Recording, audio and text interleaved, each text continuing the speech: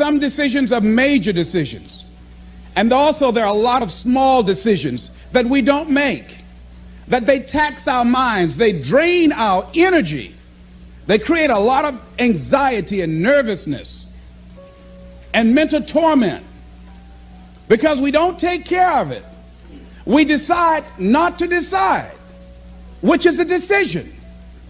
Deciding to decide, to act, is a major, major challenge for all of us at different points in different areas of our lives. And there are things that happen to us along the way, experiences that we have that prevent us from working through the mental block of acting, of doing those things that we know we ought to do. And so what I want you to think about is, what is there that you know you need to do, that you want to do this, but for some reason or another, you've been holding back.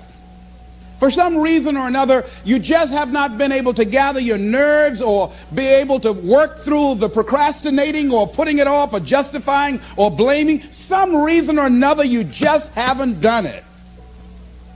And you know you ought to do this. You really want to do this, but you don't know why you haven't done it. Anybody know what I'm talking about? Raise your hand, please. Okay, then I've got company here this evening. I'm not talking to myself. Now, first of all, we know that this is not easy. Because in order to begin to reinvent your life, you've got to make a conscious, deliberate, determined effort. That you really have got to put all of yourself into it. It's very challenging to act, to do those things. There are times when you're looking at it and you say, I know I need to do this, but I don't feel like it. I don't want to do it. I know I need to do it, yet leave me alone. No. I don't want to do it. So what do we do? What are those things that cause us to do like that? I think that among the things that prevent us from acting is the fear of failure. And if you've already failed, you don't want to fail again. The pain of that, the disappointment, the fear of loss is another thing. Because many times when we do those things that we know we need to do, we feel that we might lose somebody that we love very much and care about. We don't want to hurt anybody. Many of us don't act because we want other people's approval. We want everybody to like us and to accept us. And that's not possible. Many of us don't do the things that we want to do and don't act because of lack of self-confidence. We don't believe enough in ourselves. I have a friend who's been working on a job where she's miserable, talented, want to go to another place that she can do what she wants to do and make the kind of money that she would like to make, and had some offers. But because of her fear and her lack of self-confidence of things might not work out, she won't take a chance on herself. So there she is spending 8 hours a day, 5 days a week, and she's miserable. She hates to go to work. They're not paying her what she's worth. She knows it. But yet and still, she won't do that which she knows she must do, and it's wearing her out.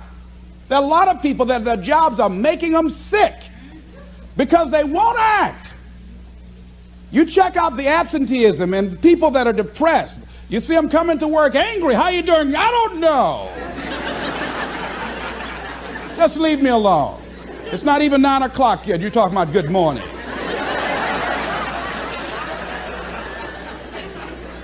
There are days you go to work, you want to just keep driving past the job. You don't want to stop because it's not in sync with who you are. But you haven't acted. Have another friend. This guy's brilliant. He's a business consultant. He helped a lot of people get their business started. And people come to him because they know he's knowledgeable. But this guy won't start his own business. Now, he's very smart. He can do it. Everybody believes in him except him. And he's so smart, he's talked himself out of it. Well, the numbers aren't right. So there are many reasons why we don't act. There are other things, though, that affect us. Is that not wanting to take personal responsibility. We want somebody else to do it.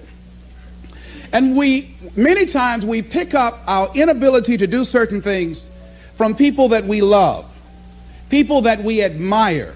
We identify with them, and we live in the context of their ideas, their opinions, and their life patterns. We buy into it unconsciously. My mother is a pack rat. She keeps everything. She doesn't throw anything away. And I have unconsciously picked that up. Now, my mother never said, let me show you how to keep everything, Les, and just clutter things. I unconsciously picked that up, many times unconsciously. We try to honor the people we love by being like them. By the same token, I realized something about myself when I had some major decisions to make, and I found myself acting like my mother. See, my mother's the kind of person that when she has a problem with one of the other foster children that she adopted, she won't confront them. She will call me. Les, why don't you tell Linda to move? She's lazy. She won't go to work. She runs the street all day, and then she comes home and wants to sleep all day, and I think she's doing drugs. I said, but Mama, why don't you tell Linda that? I bought the house for you. I told you when she wanted to come home, don't let a grown person come there and take care of them. You let her in. Well, after all, she's my child. Mama, then you handle that. When I tell her to leave, she say, Mama say I can stay. Mama, can I stay? And you tell her yes, and then you call me and say, she's still here.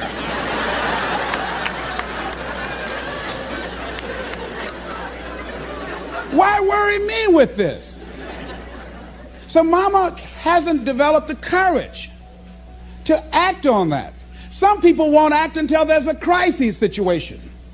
When Linda started stealing from Mama and took her Social Security check to get some drugs, Mama got some courage to say, get out of here and don't ever come back.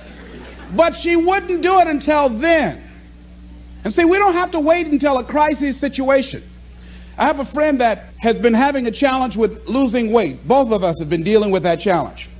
And for the past 40 years, he's always seemed like weighed over 235 pounds. And so he said, man, I just can't lose weight. I'm big boned.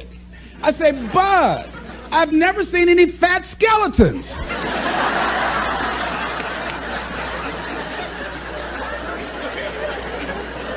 No, you need to act on your health. You can change this. You don't have to go to your grave fat. We're all digging early graves without teeth. We don't have to do this. They need to have a support group around M&M peanuts. You want a support group on something, and throw Snickers in there too. Bud and I can tell you about the help we need with that. So what happened with Bud, though, he became ill a few weeks ago. See, Bud in the last few weeks has lost more weight than he's ever lost, even when we were competing with each other, betting a lot of money. But what happened was, Bud became diabetic. He went into an insulin shock.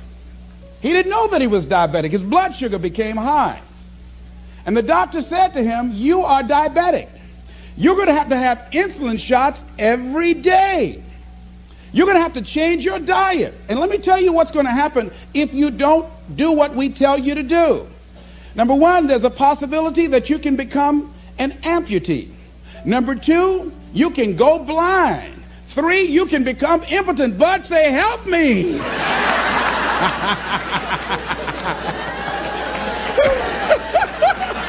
Like those guys when Paul broke out of jail, those guys say, tell me what I must do to be saved.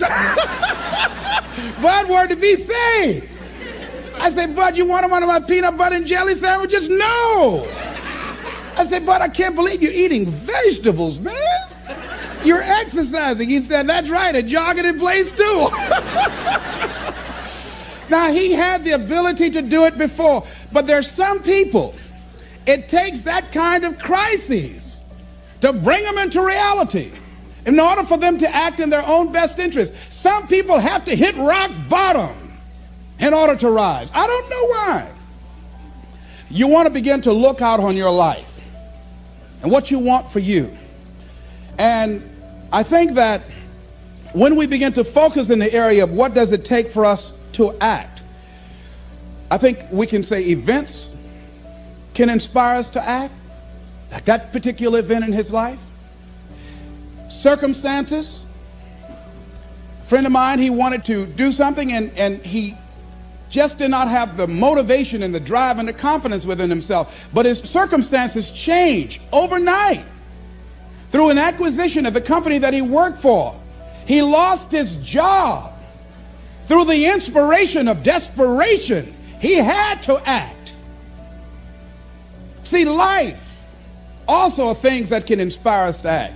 See, if we don't have the courage, and that's what it takes, courage. It takes guts to do that which you know you need to do. If you don't have the courage to act, life many times will move on you and make you act.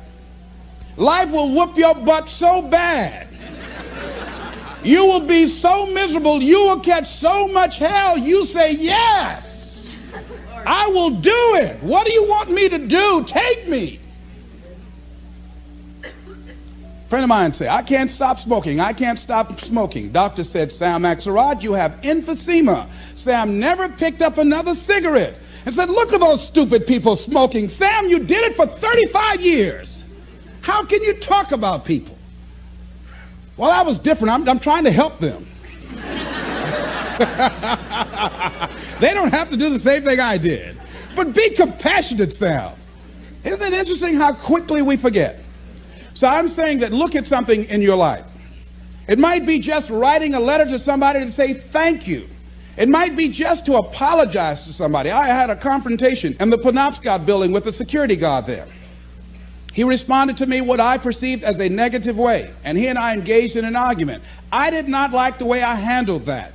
I avoided going through the front door for a long time because I didn't want to face him. Finally, I decided to act, and I went up to him and said, I want to apologize to you for the way in which I handled this argument we had the other day. I was wrong. I hope you accept my apology. He said, I do. And I said, thank you very much. I felt relieved. Now, when you decide to act, it's not always going to be like that. A friend of mine did some work for me. It was below par, to say the least. I knew that this guy was capable of doing better work. I knew that he also had a fragile ego. So I was trying to think of what is the most sensitive way in which I can share this information with him. Because I wanted him to do my work over. I was going to pay him for what he did. But I needed my work done right. But I was afraid that I would hurt his feelings. I was very, very meticulous in how I approached him. And I said, let me share this with you. You know I care about you. And that you're a very talented and gifted person. And you and I both know that what you have given me is not a true reflection of your talents and abilities. And I'm saying, let's go back in the studio and do this again. And he said to me, I'm going to forget you ever said that.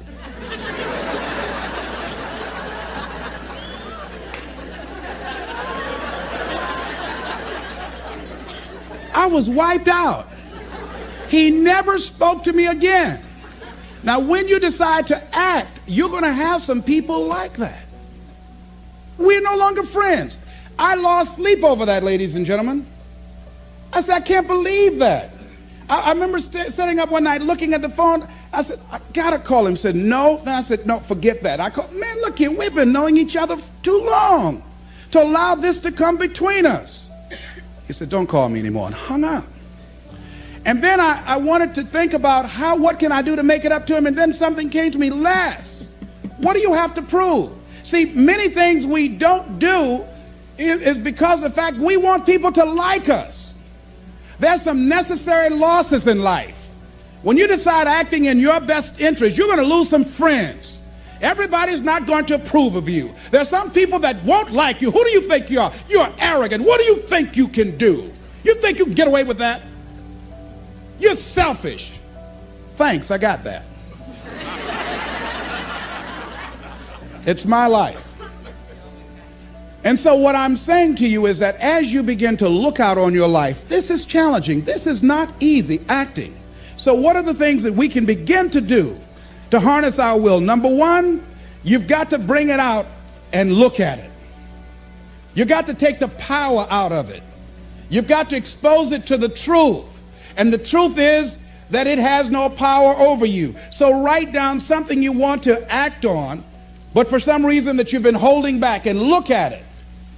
The next thing is, ask yourself the question, is it helping you to continue to put it off? If it's an asset for you to continue to procrastinate, then continue to do that. But if it's a liability for you, if it's causing you some mental and some emotional challenges, or perhaps a financial problem, look at that. Examine that for what it is. Next step, ask yourself, what's blocking you? What's preventing you from acting? Why don't you have the courage to handle that? Why won't you face that? What are you running away from? What kind of avoidance behavior are you engaged in? Next is, what is the worst thing that can happen when you take action? So I looked at that, and I said, what's the worst thing can happen when I tell him this? He can say, I don't like you, and he did. Now what happened? I experienced that, I looked at that, I saw that, and guess what, ladies and gentlemen? I didn't die. My feelings were hurt a little bit. I lost some sleep about it, and sometimes I think about it when I drive past his house, but I'm still here. It's uncomfortable, but it's okay. It doesn't bother me anymore. I've gotten used to it now. So what is the worst thing that can happen? I want you to visualize that, experience that, feel the nervousness and the discomfort. And the more you run it in your mind, the less power that it will have. Next is, how will you feel after taking this action? I felt a sense of personal achievement when I faced somebody that has been my mentor for years. And for years, there was something I wanted to tell him, and I didn't have the courage to tell him, because it was always, I was the student, he was the teacher. It was always, I looked up to him and admired him and held him in high esteem. And I was always grateful and thankful for the impact that he had on my life. And I loved him so much. I didn't have the courage to say to him, please stop drinking so much. You're an alcoholic. You need help. I didn't have the courage because I was afraid that he might not like me. I was afraid that he might be hurt and crushed, that we would no longer be friends. I didn't want to jeopardize what we had. I loved him a great deal, and I didn't know how this would affect our relationship. And I didn't even want him to know that I knew that he was an alcoholic. And so I was a coward. I was spineless. In the name of love, I did it to justify to myself to stop from helping somebody that I loved from dying. I said, I love him so much, I just can't tell him this. I don't even know how he would handle it, to know that I know that he's an alcoholic. And finally, after years, I developed the courage to face my teacher, my mentor, who has molded me, who looks at me now and wanted to do what I'm doing now and did not do it. Came at a different time, and it wasn't time for what he brought. And he's living through me. And I had to face this man who's been like a father to me and say, I got to tell you something. You've got a problem. I love you very much. Please stop drinking. You're killing yourself. It's not just social. You do it every day. You need help. And whatever I can do to support you in that, I will. But please stop. And he looked at me, and I had no idea how he was going to handle that. And first there was like, I dare you. And we just looked at each other. And then I reached out to embrace him. And we've never, ever embraced men, macho. Never hugged before. I hugged him, and he just stood there with his arms straight. He couldn't raise his arms to hug me back. And he was shocked. And after he got over the initial shock, when he could bring himself to speak, to maintain his composure, because he could never afford to let me, his student, see him vulnerable or admit that I was right. He said, I'll be seeing you. And I said, yes, sir. I said, tell your wife I'll be by the house to see you all before I leave. And when he walked away, at first I was very depressed. about it. And I said, well, maybe it wasn't my place to do this. And you know, when you act, you're going to have some second thoughts. And then I said, no. I did what I felt. I did it because I feel very strongly about this. And fortunately, he called me back a few weeks later and left word with the answering service. Leslie Brown, I just want to say thank you. And hung up. That was a good feeling. When we look out on our lives, you ask the question, what are you going to do? Look at, as you think about this that you know you need to handle, what are you going to do? And then write down 3 strong reasons on why you know you must take action. And be explicit and descriptive in your reasons, because your reasons have power. Your reasons will drive you. When you have doubt, when your faith becomes weak, your reasons will fortify your faith. When you have an inner conversation, say, no, don't do that. Your reasons will become your rod and your staff to comfort you, to take you through those challenging moments. So write down your reasons. And what you will find, that when you decide to act, when you decide to take life on, and let me warn you, it can be painful, it will be uncomfortable, and that's where the growth is. When you're uncomfortable, when you're stretching out, when you're taking life by the collar, you're going to get thrown to the ground again and again and again. But when you have determination, and you know that what you're doing is right, it gives you your life, it gives a special meaning and power to you, you will have some power from on high. You will discover some things about yourself that will begin to electrify your personality.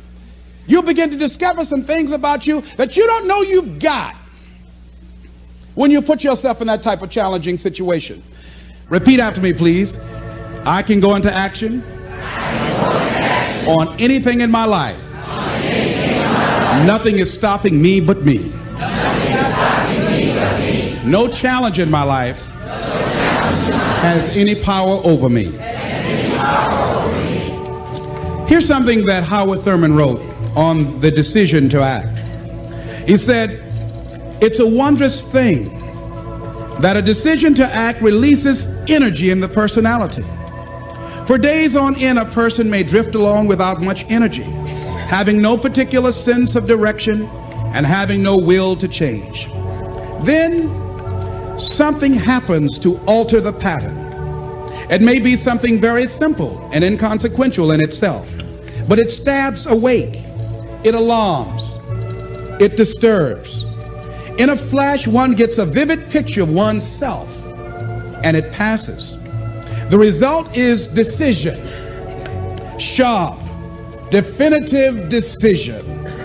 In the wake of the decision, yes, even as a part of the decision itself, energy is released. The act of decision sweeps all before it, and the life of the individual may be changed forever. When you decide to make decisions, to act, you begin to access power within you that will increase your self-esteem, that will increase and enhance your personal power, that puts you in charge of life. And life has a whole new meaning for you. There's a sense of personal freedom. Doesn't mean you're not going to have any struggles. Doesn't mean that you're not going to have any challenges. Doesn't mean that you're not going to suffer any defeats. No, doesn't mean that. But what it does mean, that you're putting yourself in the position to grow. You're putting yourself in line with your higher calling and your higher self.